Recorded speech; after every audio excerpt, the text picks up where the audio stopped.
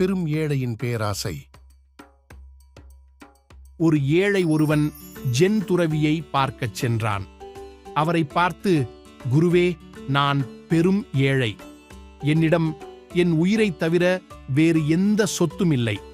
நான் ஒரு நல்ல வசதியுடன் வாழ வழி சொல்லுங்கள் என்று கேட்டான். அதற்கு குரு அவனிடம், நான் 5000 ரூபாய் தருகிறேன், உன் கைகளை என்னிடம் வெட்டிக் கொடு என்று சொன்னார். அவன், என்னால் 5000 ரூபாய்க்காக என் கைகளை இழக்க முடியாது என்று கூறினான். சரி, நான் உனக்கு 15000 ரூபாய் தருகிறேன், உன் கால்களை கொடு என்றார். அதற்கும் அவன் ஒப்புக்கொள்ளவில்லை. வேண்டுமென்றால் 50000 ரூபாய் தருகிறேன், உன் கண்களையாவது கொடு என்று கேட்டார். அதற்கும் அவன் முடியாது என்றான். உனக்கு 20 லட்சம் வேண்டுமென்றாலும் தருகிறேன், உன் உயிரை கொடு என்றார். அதற்கு அந்த ஏழை, என்னால் நிச்சயம் நீங்கள் சொல்வதை செய்ய முடியாது என்று கூறினான். அதை கேட்ட அந்த குரு அவனிடம், உன்னிடம் உன் உயிரைத் தவிர வேறு எந்த சொத்தும் இல்லை.